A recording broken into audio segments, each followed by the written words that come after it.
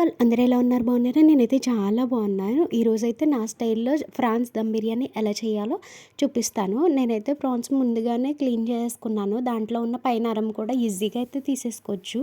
నేనైతే ముందే మొత్తం తీసేసి క్లీన్ చేసేసి పెట్టుకున్నాను. నెక్స్ట్ అందులో పసుపు, ఒక 2 టేబుల్ స్పూన్ నిమ్మరసం వేసుకొని ఒకసారి బాగా మిక్స్ చేసేయాలి మొత్తం ఆ ప్రాన్స్‌కి పట్టే వరకు. తర్వాత అయితే కారం, అలాగే గరం మసాలా, అల్లం వెల్లుల్లి పేస్టు, సాల్ట్ వేసుకుని బాగా మిక్స్ చేసుకోవాలన్నమాట.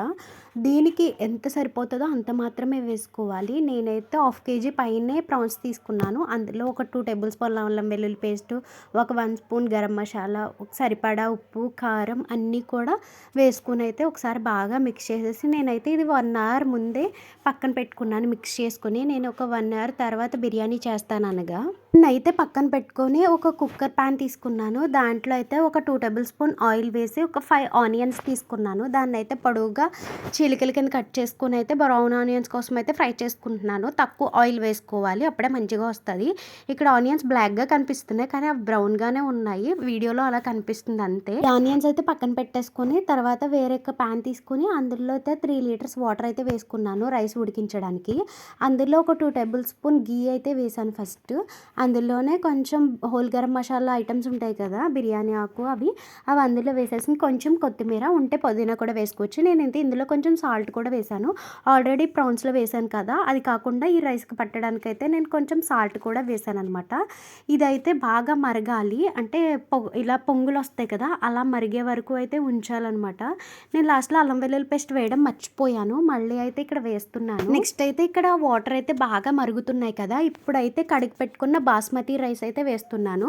ఇక్కడైతే నేను ఒక 1 కేజీ అయితే తీసుకున్నాను రైస్. మా ఇంట్లో ఎక్కువ మంది ఉండడం వల్ల నేనైతే 1 కేజీ అయితే తీసుకున్నాను.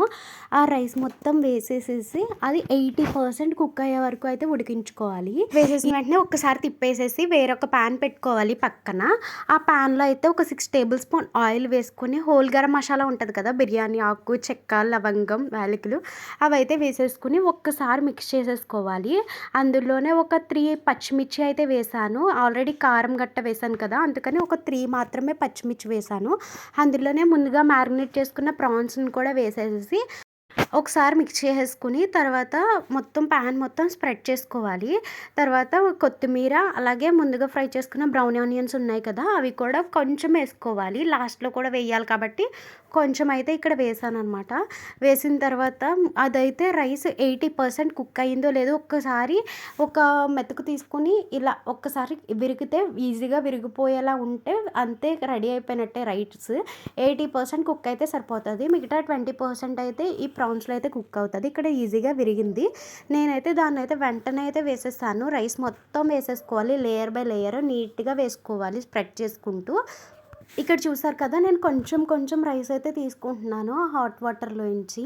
ఇక్కడ కొంచెం కొంచెం వేసేసుకుని నీట్గా అయితే స్ప్రెడ్ చేసేసుకున్నాను. లాస్ట్లో అయితే కొంచెం కొత్తిమీర, అలాగే బ్రౌన్ ఆనియన్స్ కూడా వేసుకుని కొంచెం గీ అయితే వేసాను పైన.